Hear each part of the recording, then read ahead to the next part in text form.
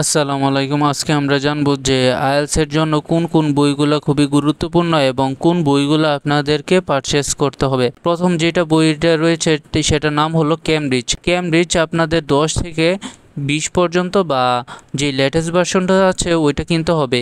এই কেমব্রিজ বইয়ের মধ্যে আপনারা রিডিং এবং লিসেনিং প্র্যাকটিস করতে পারবেন এবং এটা আপনাদেরকে একাডেমিক পারচেস করতে হবে যারা স্টুডেন্ট বিষয়ে যেতে চায়, আর যারা ওয়ার্কে যেতে চায় তাদের পারচেস করতে হবে জিটি অর্থাৎ জেনারেল নলেজ। এবং রাইটিং টাস্কের জন্য যে বইগুলো কিনতে হবে সেগুলো হলো মাক্কার আইএলটিএস রাইটিং টাস্ক 1 এবং রাইটিং টাস্ক 2। এই রাইটিং টাস্ক 1 বা 2 আপনাদেরকে পারচেস করতে হবে, অথবা আপনারা কিনতে পারেন আইএলটিএসের জন্য আরেকজন রাইটারের বই, সেটা হলো রাসেল মিশেলের রাইটিং টাস্ক 1 অথবা 2।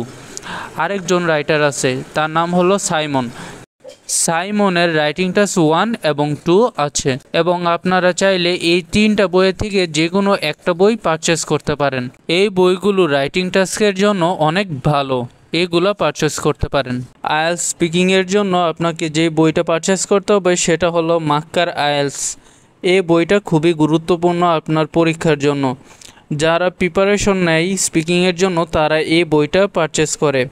আপনাকে অবশ্যই লেটেস্ট ভার্সনটা কিনতে হবে, কারণ ওই লেটেস্ট ভার্সনেই আপনার সকল কোশ্চেন মডিউলস দেওয়া থাকে এবং প্রেজেন্টে যেই কোশ্চেনগুলো করা হয় সেগুলো এই মাক্কার আইএলটিএসে পেয়ে যাবেন।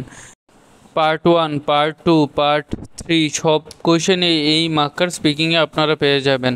আইএলটিএসের গ্রামারের জন্য আপনারা যে বইটা কিনতে পারেন সেটা হলো অ্যাপেক্স ইংলিশ গ্রামার। এই বইটা খুবই গুরুত্বপূর্ণ, যারা ইংলিশে দুর্বল এবং যাদের বেসিক গ্রামার সম্পর্কে আইডিয়া নেই তারা এই বইটা পারচেস করতে পারেন। এই বইয়ের মাধ্যমে আপনারা শুধুমাত্র আইএলটিএস নয় এবং ভার্সিটি এডমিশন বা অন্যান্য পরীক্ষার ক্ষেত্রেও এটা ব্যবহার করতে পারেন। এটা খুবই গ্রামারের জন্য গুরুত্বপূর্ণ।